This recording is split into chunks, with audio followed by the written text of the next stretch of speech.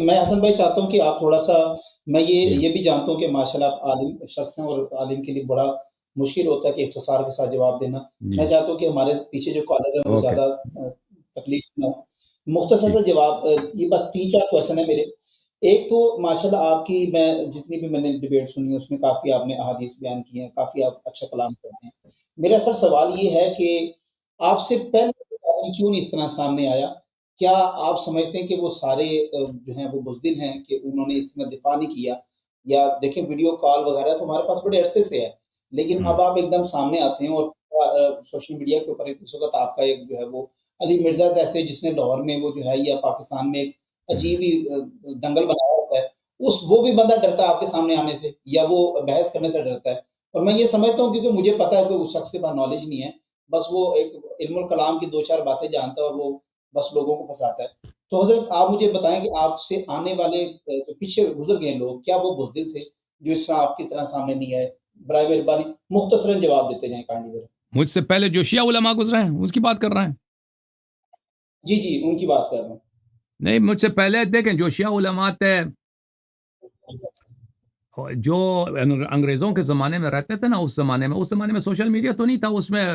مساجد میں یا جلسہ گاہوں میں مناظرے وغیرہ بہت ہوتے تھے، تو شیعہ علماء نے بہت محنت کی ہے، بالخصوص ہند پاک میں اس زمانے۔ اب مجھے نہیں معلوم کہ اب سب کا علمی معیار ایک جیسا نہیں ہے، ان کے مناظرات جو ہے محفوظ بھی اتنے نہیں ہیں کہ میں دیکھ لوں کہ انہوں نے کیا کہیں، لیکن بعض جو ان میں سے محفوظ ہیں، مثلا شبہائے پشاور، انہوں نے بہت واضح کے ساتھ دلائل کے ساتھ، ماشاءاللہ اللہ ان کو رحمت کرے، تو انہوں نے بہت باتیں کی ہیں، اور اس طرح کتابہ تصنیف میں بھی لکھنؤ کے میر حامد حسین رحمۃ اللہ علیہ، میر ناصر حسین رحمۃ اللہ، ان جیسا کتاب کسی نے شیعہ مذہب میں لکھا نہیں ہے۔ ان کے ابقات الانوار،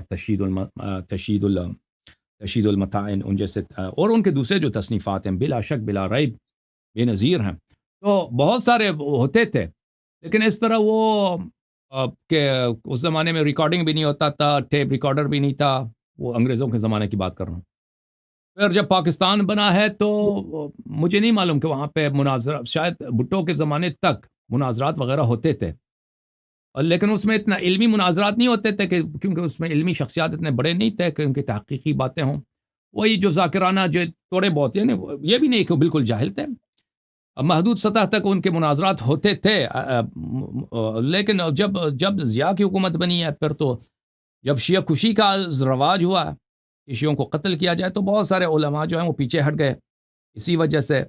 کہ ان کو جان کا خطرہ تھا، اور بہت سارے بیچارے شہید بھی ہو گئے۔ موجودہ دور میں جو ہے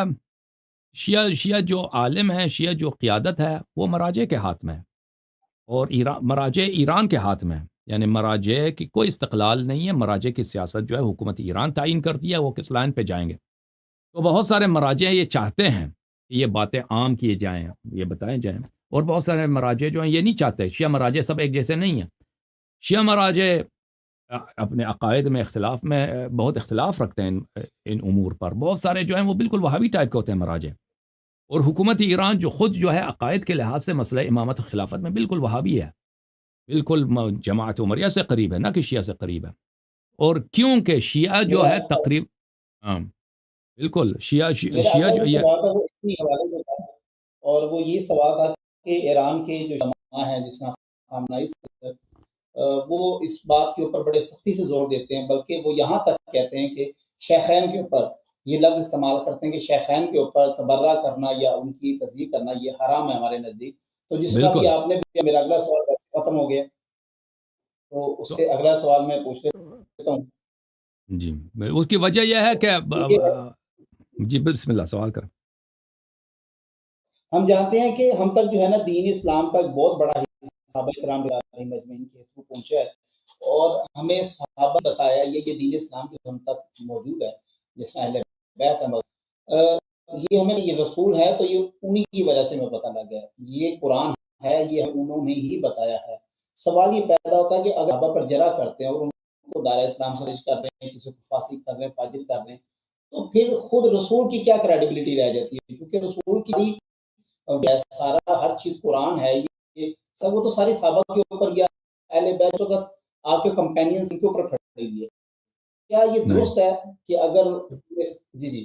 آپ لوگوں کو ملیے نا، آپ لوگوں نے اہل بیت علیہ السلام سے دین نہیں لیا، آپ نے غیروں سے لیا، سرکار سے لیے. جو مذہب ہے مخالفین کی جو مذہب ہے یہ دیکھیں خلافت ان کے ہاتھ میں, حکومت ان کے ہاتھ میں مختلف ادوار میں. تو وہاں ہر زمانے میں ایسے لوگ تھے جو روایت نقل کرتے تھے نا, جو سرکاری سیاست کے مطابق وہ جن کے پاس مساجد ان کے ہاتھ میں, قضاء کا جو عہدہ ہے ان کے ہاتھ میں, امام جماعت یہ ہیں, مدارس ان کے ہاتھ میں,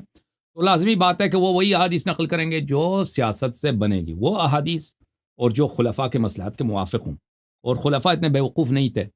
کہ وہ ایسے احادیث کو نشر ہونے دیں جن سے ان کے اپنی خلافت کا بطلان ہو جاتا ہے, چاہے بنی امیہ ہوں, چاہے بنی عباس ہوں, یا اس سے پہلے صحابہ ہوں. عرض یہ ہے کہ کیونکہ اگر یہ بات کہا جاتا کہ اہل بیت علیہم السلام وارث ہیں پیغمبر کے اور خلافت ان کا حق ہے, امامت ان کا حق ہے, سب مسلمانوں کا کام یہ ہے کہ اطاعت کریں اہل بیت علیہم السلام کی, تو یہ لازمی بات ہے کہ اس سے اب حکومت بنی امیہ کچھ بھی نہیں. بنی امیہ رعیت بن جاتے ہیں, اہل بیت علیہم السلام فوراً خلیفہ بن جاتے ہیں. اسی طرح بنی عباس, تو وہ تو یہ مذہب اہل بیت جو ہے سرکاری لائن کے بالکل منافی ہے. سرکاری لائن جو ہے اور یہ دنیا کے سپر پاور تھے, جیسے ابھی امریکہ ہے نا, امریکہ سے بھی زیادہ اس زمانے میں سپر پاور یہ مسلمان امپائرز تھے, بنی امیہ اور بنی عباس. عرض یہ ہے کہ یہاں پر اسلام جو سرکاری اسلام پھیلا ہے نا, سرکاری اسلام پھیلا ہے وہ مائنس اہل البیت, سب اسلام اہل بیت کو نکال کر, اہل بیت امامت خلافت کو نکال کر, اور اس کا علاج یہی تھا ان کے پاس کہ ابو بکر عمر کو ہیرو بنایا جائے اور امیر المؤمنین علیہ الصلوۃ والسلام کی جو امامت کے دلائل ہیں ان کو چھپایا جائے, ان کی نفی کی جائے, تاکہ خلفاء کی اپنی خلافت کی صحت اسی سے برقرار رہے گا. تو عرض یہ ہے تو جن لوگوں نے سرکاری طریقہ کار سے لیا ان صحیح بات ہے, آپ کی بات بالکل صحیح ہے. آپ لوگوں نے جو ہمارے غیر شیعہ بھائی ہیں انہوں نے ان چینل سے اسلام حاصل کیا ہے جو سرکاری چینل تھے مختلف ادوار میں, سرکاری روات, سرکاری محدثین اور سرکاری اہل فتویٰ مجتہدین. لیکن شیعوں نے کبھی صحابہ سے دین نہیں لیا. رسول اللہ صلی اللہ علیہ وسلم نے فرمایا کہ میرے بعد اتباع کرو کس کی, قرآن اور اہل بیت طاہرین علیہ السلام کو. یہ آپ ہمارے متعلق نہیں کہہ سکتے کہ ہم نے صحابہ سے لیا, نہیں, ہم سب نے صحابہ سے نہیں لیا. ہم نے کن سے لیا؟ ہم نے اہل بیت علیہ السلام سے دین لیا. ہمارے اصول دیکھیں, اجازت دیں, اصول دین میں توحید کے مسائل, نبوت کے مسائل, انبیاء علیہ السلام کی سیریں ہیں, اسی طرح فروع دین میں حلال حرام کے مسائل میں ہم نے کن سے لیا؟ ہم نے صحابہ سے نہیں لیا. ہم نے, آپ خود بھی بھئی صحابہ کو صرف راوی کے طور پہ مانتے, اس سے زیادہ تو نہیں مانتے, ٹھیک ہے نا. کیا صحابہ نے اگر صحیح پہنچایا ہے تو صحیح ہے نا, اگر صحابہ نے غلط پہنچایا وہ تو صحیح نہیں ہے. ہم نے اہل بیت طاہرین علیہ السلام سے لیا, اہل بیت علیہ السلام سے لیا. تو رسول صلی اللہ علیہ وسلم پورے صحابہ اگر کافر بھی ہو جاتے نا, بہت سارے پیغمبر تھے, مثلا حضرت موسیٰ علیہ السلام پہاڑی پہ گئے, پورے صحابہ ان کے کافر بن گئے سوائے کم کے, اس سے اس کی نبوت پہ کوئی اثر نہیں پڑا کہ موسیٰ علیہ السلام کی نبوت کیسے ہو گئی, یہ صحابہ تو ان کے کافر بن گئے.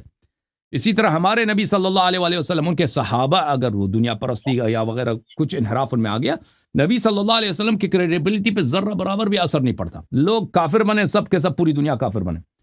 نبی صلی اللہ علیہ وسلم کی دین پہ اس کا اثر نہیں پڑتا کہ وہ نبی نہیں ہے یا ان پہ کوئی خلل ہے. جی بسم اللہ. مجھے سمجھ آ گئی اس بات. جوم جاؤ, پرواز کرو, کیوں فخر سے سر اٹھا, کیونکہ اللہ تعالیٰ نے تمہیں انتخاب کیا. صراط حق پر صرف تم ہو, صراط ایمان پر صرف کیا, کیونکہ اللہ تعالیٰ نے تمہیں انتخاب کیا. صراط حق پر صرف تم ہو, صراط ایمان پر صرف